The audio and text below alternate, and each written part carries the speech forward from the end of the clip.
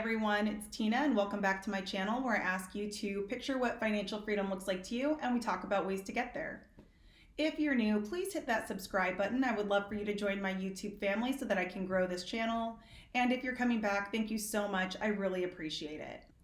Today, I want to talk about high-level retirement planning. What are the things that you need to think about from a high-level perspective that will allow you to be appropriately prepared for the day where you say goodbye to that day job and you now live off of your retirement income?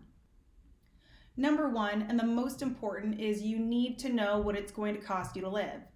If you're already really close to retirement and you have an annual budget in place, this will most likely be your annual budget when you go into retirement. However, if you're younger, then you might need to adjust this a little bit. But the bottom line is you need to know your annual budget. Having a monthly budget is really important. And in that monthly budget, you should include things that are your sinking funds to pay for things that occur on either a semi-annual or an annual, maybe even an every other year basis. Large expenses that you know are coming down the pike but don't require payment immediately, but you set aside a little bit of money every month in order to address those expenses when they do come due. So when you're working on your annual budget, make sure that you're not just looking at, what it means to really live, but also what are all those things that add up over the course of a year that you really, really need to make sure you're accounted for when you go into retirement, because heaven forbid you be surprised by something.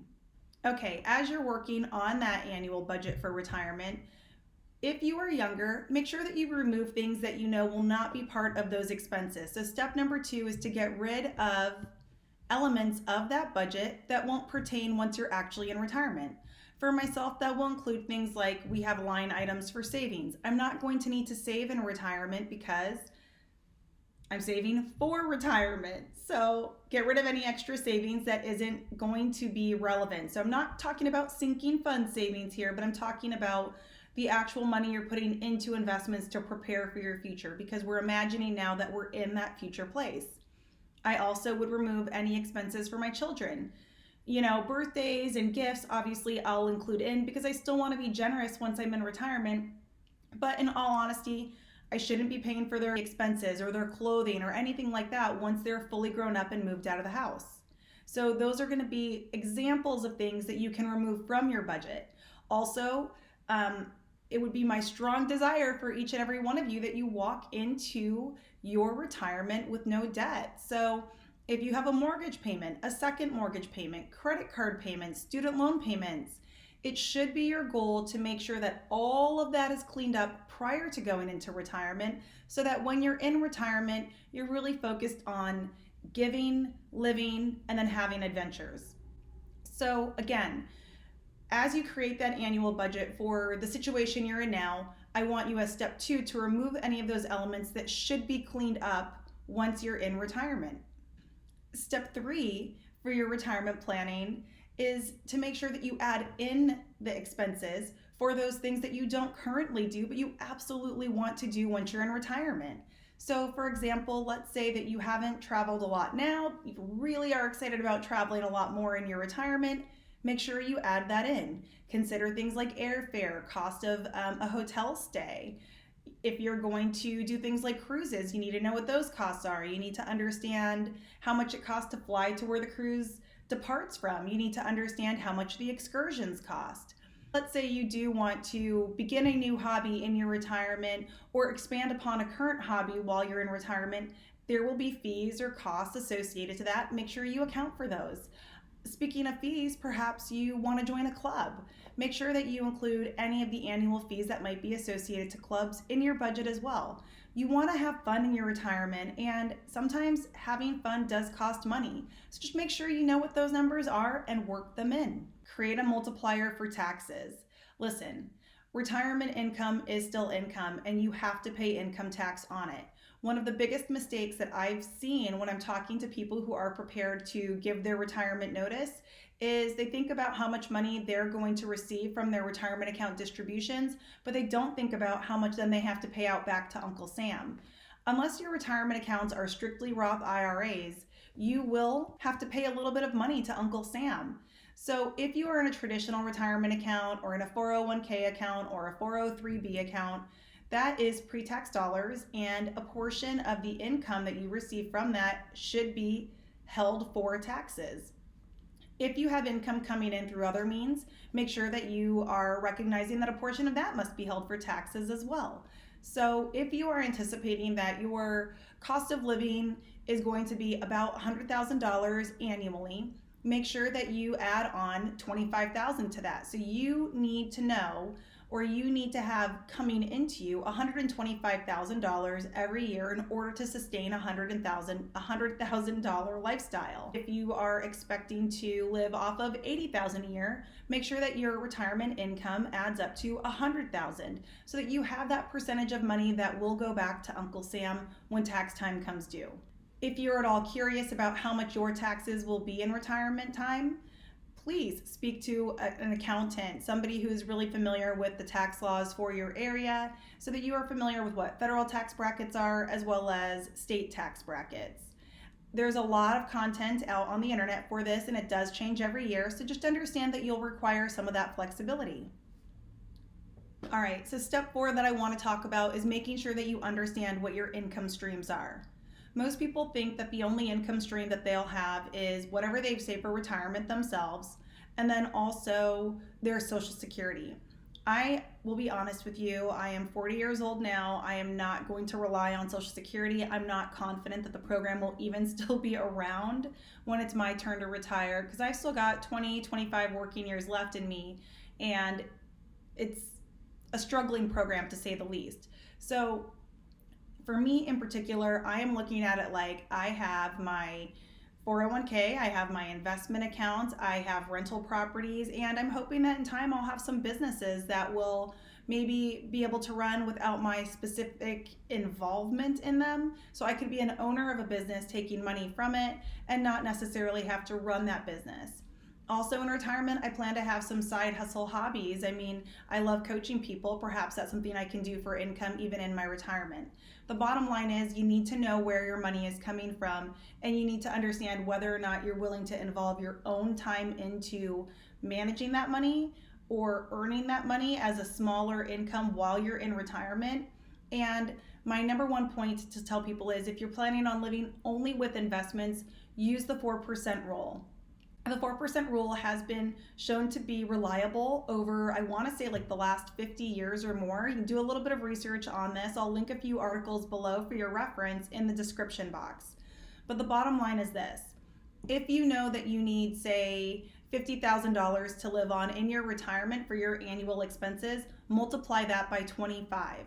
The reason you do this is that is the amount of money that you would need in investments to be able to live off of a 4% dividend or return on that investment without ever touching the principal. The concern with touching the principal is that you will slowly take from the stockpile of money, so the returns off of that will diminish over time, and you could run out of money before you come to the end of your life. And this is the worst case scenario. You want to make sure that you have enough money to sustain you through the end of your life so that you don't become a burden on anyone. You know, nobody wants to have to rely on their children to take care of them in the future. Well, I shouldn't say nobody because I can't speak for everybody, but I myself want to make sure that my husband and I have sufficient income to make sure that we are never a burden for our children. That 4% rule really only applies for if you plan to live off of investments. Ultimately, you just want to make sure that you have enough income coming in to meet your annual budget. So let's say, for example, you have some side hustle money, but you also have rental properties.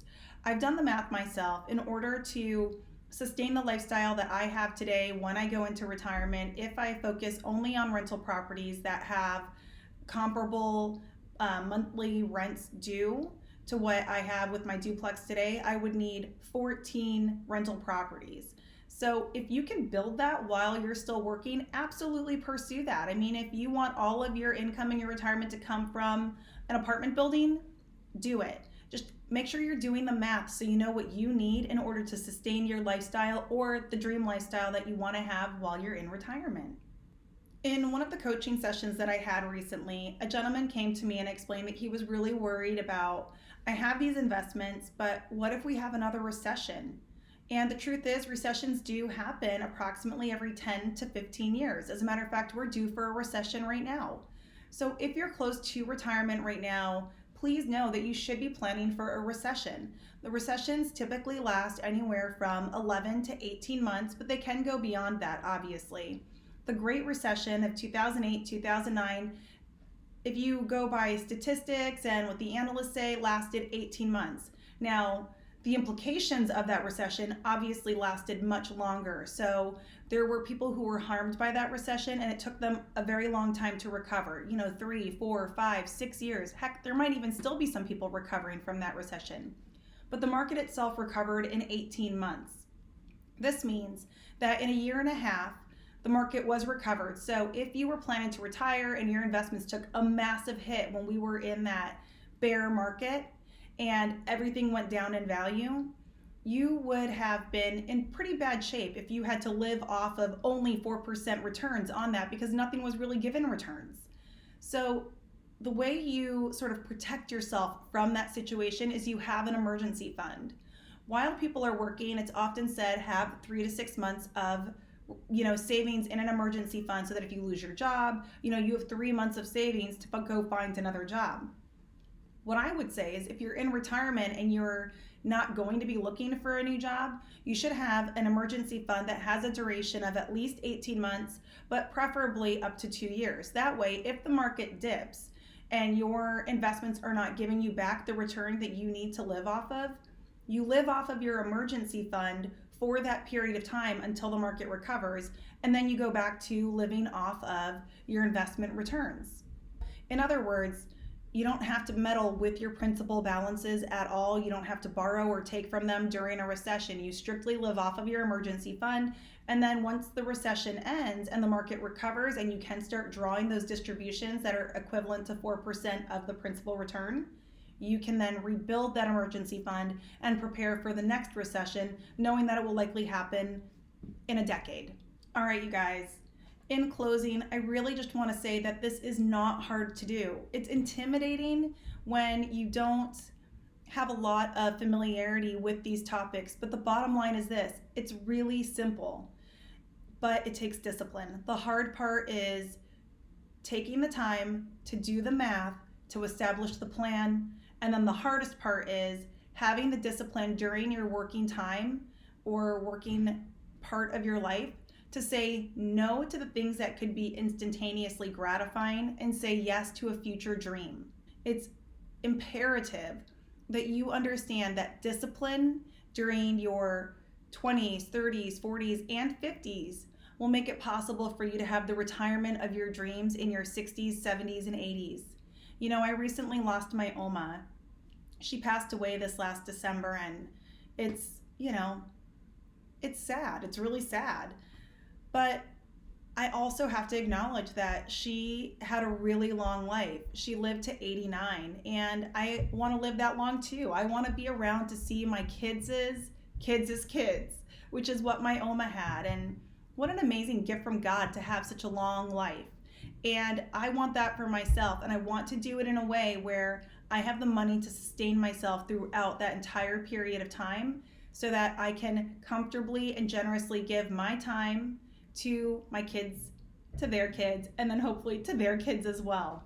People are living a lot longer today, so just be prepared for it. That way you can walk into that final stage of your life with confidence and hope. All right, guys, that's it for today. I hope you have a fabulous day, fabulous week, fabulous year, and that you're really enjoying the planning process. Bye, guys. See you in the next video.